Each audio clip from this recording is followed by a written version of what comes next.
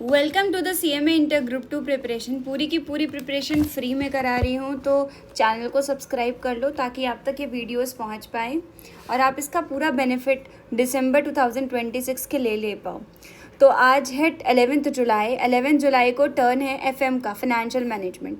तो financial management में आज मैं चैप्टर स्टार्ट कर रही हूँ, कॉस्ट ऑफ कैपिटल।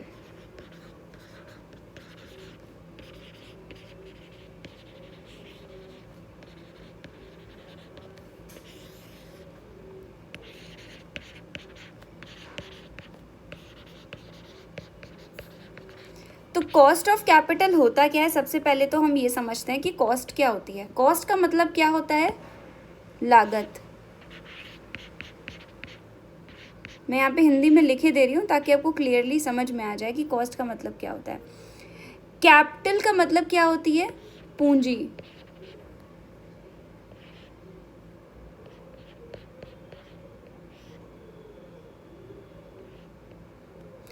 है जो आप पूंजी लगाते हो स्टार्टिंग में।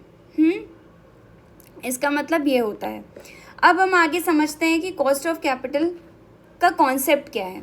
कॉस्ट ऑफ कैपिटल का मतलब ये होता है कि वो minimum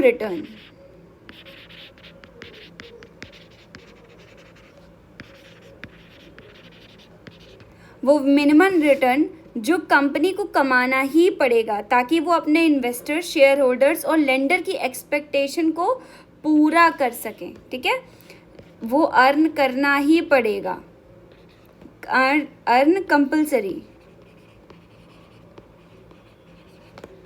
to fulfil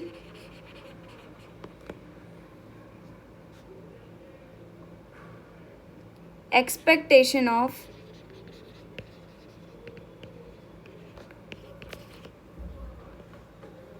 shareholders and lenders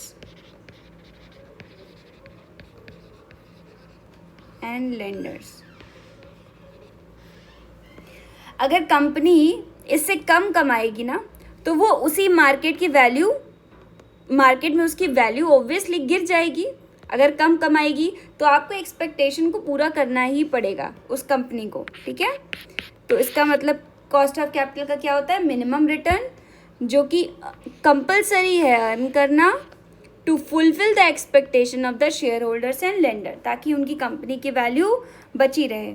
अगर हम इन्वेस्टर्स पॉइंट ऑफ व्यू से देखें इसको, ठीक है, तो ये उनका रिक्वायर्ड रेट ऑफ रिटर्न होता है, और कंपनी के पॉइंट ऑफ व्यू से देखें तो ये पैसा यूज़ करने के लिए कॉस्ट मतलब खर्चा रहता है। तो दोनों के पॉइंट ऑफ व्यू से थोड़ा सा डिफरेंस रहता है। तो यहाँ पे सेकेंड पॉइंट आप लिख सकते हो, ये फर्स्ट पॉइंट डाल लो इन्वेस्टर के पॉइंट ऑफ व्यू से और कंपनी के पॉइंट ऑफ व्यू से। इन्वेस्टर के पॉइंट ऑफ व्यू से क्या होता है? ये रिक्वायर्ड रेट ऑफ रिटर्न होता है, रेट ऑफ रिटर्न ROR होता है। ये पूरा ही लिख देती हूँ ताकि कंफ्यूजन ना रहे।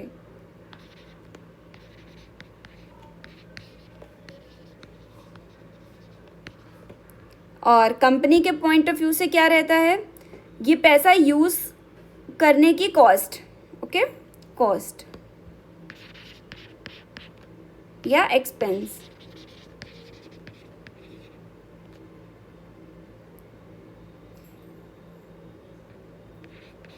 ठीक है, एक्सपेंस मान लो। उसके बाद देखो, जैसे मान लीजिए आपको एक नया बिजनेस शुरू करना है। ठीक है, आप न्यू बिजनेस स्टार्ट कर रहे हो। ये मैं एक एग्जांपल दे रही हूँ ताकि इस कॉन्सेप्ट को थोड़ा सा आप ना एक अलाइनमेंट में ले आओ, फिर हम लोग अपना स्टार्ट करेंगे कॉन्सेप्चुअल लर्निंग। ठीक है, मान लीजिए आपको एक नया बिजनेस स्टार्ट करना है। ठीक है, सपोज न्यू बिजनेस आप स्टार्ट करना चाहते हो।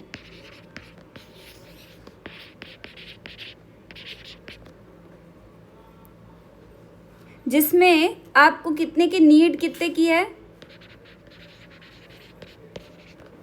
10 लाख रुपीज़ की है। 10 लाख रुपीज़ की आपको ज़रूरत है और आपने 5 लाख रुपीज़ बैंक से लिए 10% इंटरेस्ट पर लोन से। ठीक है, तो ये बैंक है, सपोज ऐसे ही बना दे रही हूँ। बैंक बैंक से आपने कितना लिया, 5 लाख ले लिए, ठीक है, जिसका इंटरेस्ट कितना है, 10% इंटरेस्ट पे लोन लिया आपने, ठीक है, बैंक से आपने लोन ले लिया। बाकी 5 लाख आप अपने, जैसे मान लो आपके यहाँ पे फ्रेंड्स हैं, कुछ फ्रेंड्स हैं,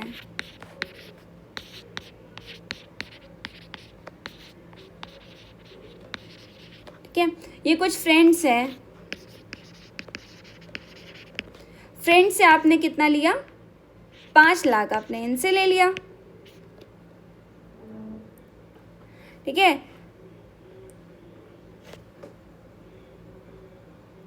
और इन्होंने क्या कहा, सपोज कि इन्होंने कहा कि नहीं हमें 12% क्या चाहिए, रिटर्न चाहिए। इस पे आपने, इस कंडीशन पे आपने इनसे लोन ले लिया, ठीक है। अब हम आगे की ओर चलते हैं, समझते हैं इस कॉन्सेप्ट को, क्या है ये, कि नया बिजनेस स्टार्ट किया, आपको 10 लाख रुपए की ज़रूरत थी, ठीक है, 10 लाख रुपए की ज़रूरत थी, आपने 5 लाख रुपए बैंक से ले लिए और 5 लाख रुपए अपने फ्रेंड से ले लिए 12% की रिटर्न पे। उनको रिटर्न 12% का चाहिए था। अब इस 10 लाख के कैपिटल को लाने के लिए आप पर एक बोझ, मतलब एक तरीके से एक ऑब्लिगेशन हो गया कि आपको बैंक को 10% और दोस्तों को 12% देना ही देना है ना। अब एक तरीके से आपके ऊपर क्या हो गई, लायबिलिटी बन गई ना।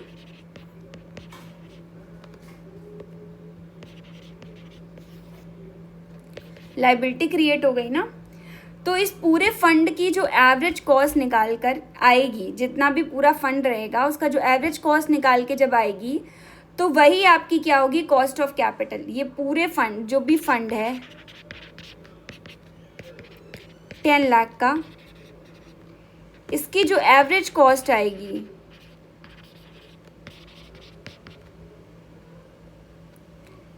इसको ही हम लोग क्या बोलेंगे, कॉस्ट ऑफ कैपिटल।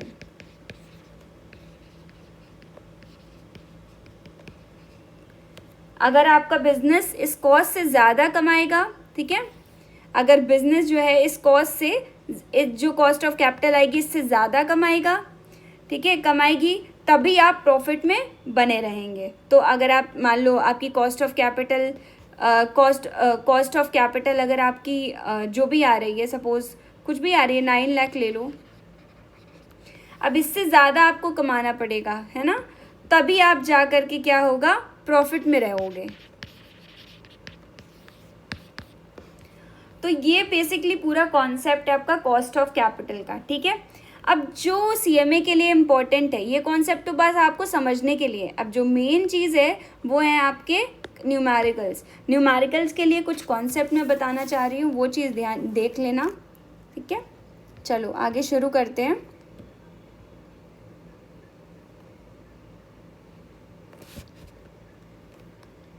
सबसे पहले आपको लिखना पड़ेगा सोर्स ऑफ कैपिटल।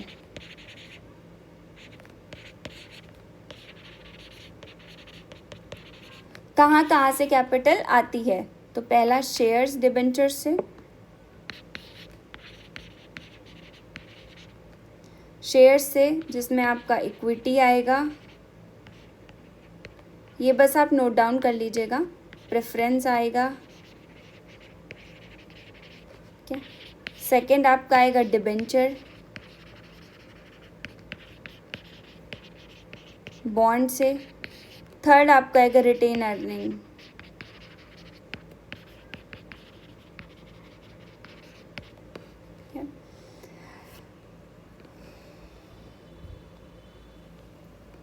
तो ये आपका सोर्स ऑफ कैपिटल हो गया। अब सेकंड चीज़, दो चीज़ें आप और नोट डाउन कर लो, जो कि एक नोट बना के लिख लो।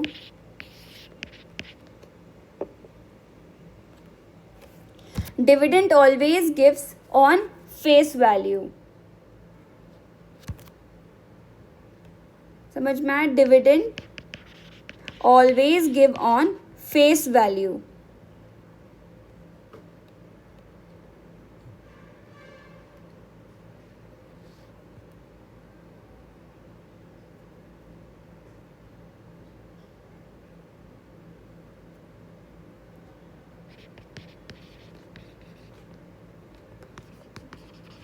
Face value.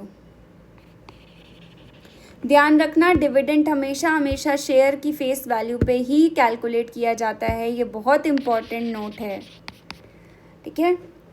और चाहे मार्केट वैल्यू गिवन हो या इशू प्राइस कुछ भी हो, ठीक है, तब भी आपका फेस वैल्यू ही यहाँ पर लिया जाएगा। अब देखते हैं सेकंड पॉइंट इसका।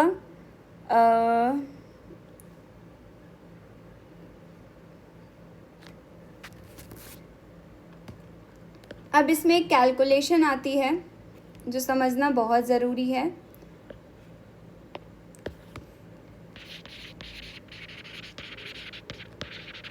कैलकुलेशन होता है weightage average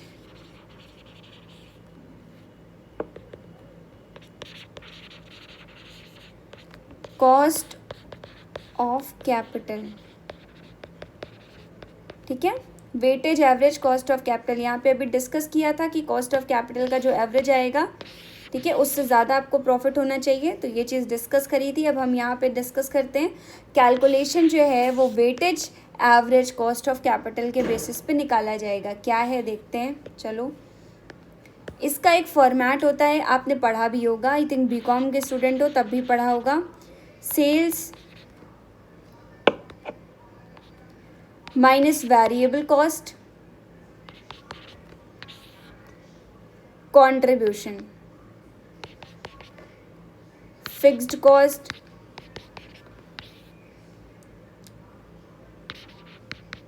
EBIT, earning before interest and tax, okay. ये मैं शॉर्ट में लिख रही हूँ, मैं बोलती जा रही हूँ तो ध्यान रखना। इंटरेस्ट माइनस कर दो, यहाँ पे क्या आ जाएगा, interest basically on long term debt पे होता है। उसके बाद इंटरेस्ट माइनस करोगे,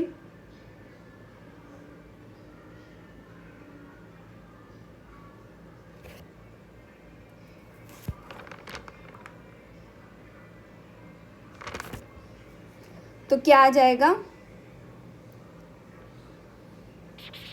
EBT, अर्निंग बिफोर टैक्स। अब यहाँ पे थोड़ा सा चेंज कर रही हूँ मैं, PBT भी लिख सकते हो, ये PBIT भी लिख सकते हो, ठीक है, ये PBT भी लिख सकते हो, तो कोई ऐसी दिक्कत वाली बात नहीं है, ओके।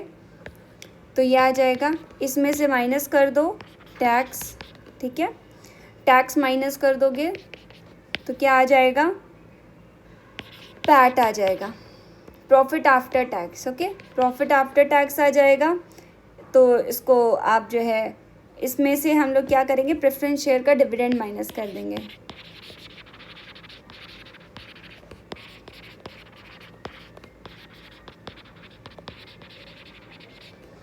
प्रेफरेंस शेयर का डिविडेंड माइनस कर देंगे तो हमारे पास क्या बचेगा, इक्विटी अर्निंग। यहीं से हमारी क्या आ जाएगी, इक्विटी अर्निंग।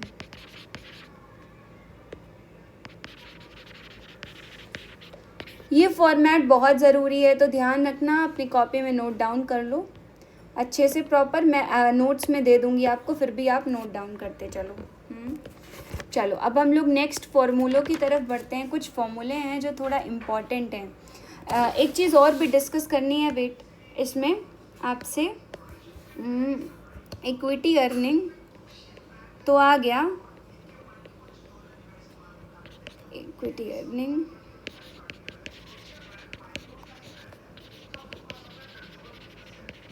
इक्विटी अर्निंग, अगर आप इक्विटी अर्निंग को नंबर ऑफ शेयर से डिवाइड करोगे तो कभी कभी आपका पूछता क्या है, EPS, अर्निंग पर शेयर, यहाँ पे लिखे दे रही हूँ, अर्निंग पर शेयर। ये हो गया। उसके बाद अब आता है कॉस्ट ऑफ कैपिटल की कुछ फॉर्मूले, वो बहुत इम्पॉर्टेंट हैं, साथ साथ लिखते चलना, नहीं तो PDF डाउनलोड कर लेना, मैं अटैच कर दूँगी लास्ट वीडियो में, PDF अटैच करूँगी, ओके, पूरी। तो सेकेंड पॉइंट आपका ये तो पहला हो गया, weightage average cost of capital कैसे कैलकुलेट करते हैं। सेकेंड पॉइंट आता है cost of debenture. Cost of debenture का फॉर्मूला क्या होता है, इसको हम लोग KD बोलते हैं, कॉस्ट ऑफ डिबेंचर। ठीक है,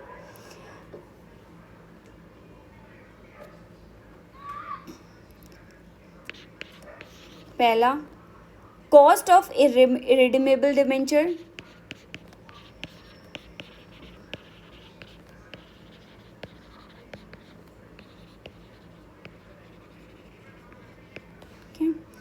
इरिडीमेबल डिबेंचर्स को कभी कभी ये लोग परपेचुअल भी बोल देते हैं।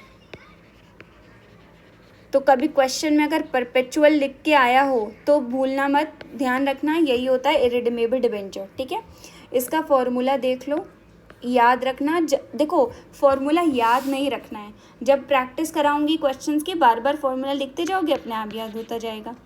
KD का formula I1 - T divided by NP into 100। अब सबसे पहले I क्या है, इंटरेस्ट है।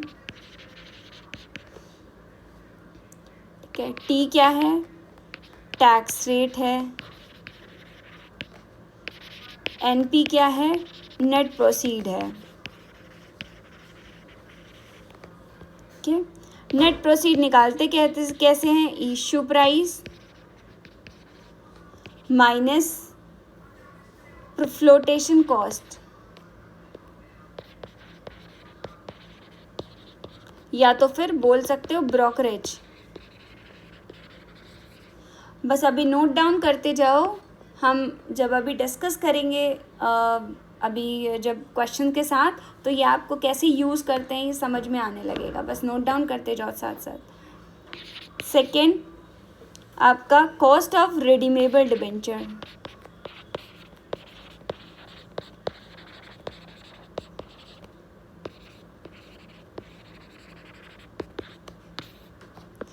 कॉस्ट ऑफ रिडीमेबल डिबेंचर में देखो क्या आता है, KD। इसका फॉर्मूला थोड़ा सा बड़ा है मगर कुछ करना नहीं है, याद हो जाएगा जब करते जाएंगे। 1 - T plus RV minus NP upon N, ठीक है, divided by RV plus NP upon 2 multiplied by 100। ठीक है, अब हम आपको बता देते हैं कि ये चीज़ तो हमने ऑलरेडी यहाँ पर लिख दी है।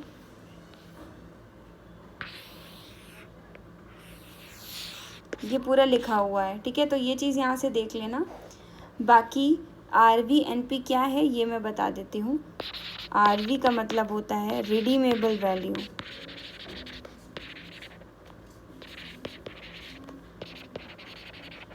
एंड NP का मतलब होता है, NP तो आपको पता ही है नेट प्रोसीड्स, और N का मतलब होता है number of years. I hope ये फॉर्मूले पूरा अच्छे से क्लियर हुए होंगे, इसमें कोई प्रॉब्लम नहीं आई होगी आपको। और अगर प्रॉब्लम आए तो बता देना, कुछ भी कॉन्सेप्ट समझने के लिए ये बहुत इम्पोर्टेंट है, ये भी बहुत इम्पोर्टेंट है। दोनों को बहुत अच्छी तरीके से लिखो और अच्छे से प्रॉपर इसी फॉर्मेट में लिखो जैसे मैंने लिख रखा है। ठीक है, तो अब इसके बाद हम पहले इन फॉर्मूले से रिलेटेड क्वेश्चन लगाएंगे ताकि आपके दिमाग में क्वेश्चन सेट हो जाएं, फिर हम लोग आगे बढ़ेंगे न्यू क्वेश्चंस पे। ओके, फिर हम लोग अभी हमारे पास कई सारा कॉन्सेप्ट है।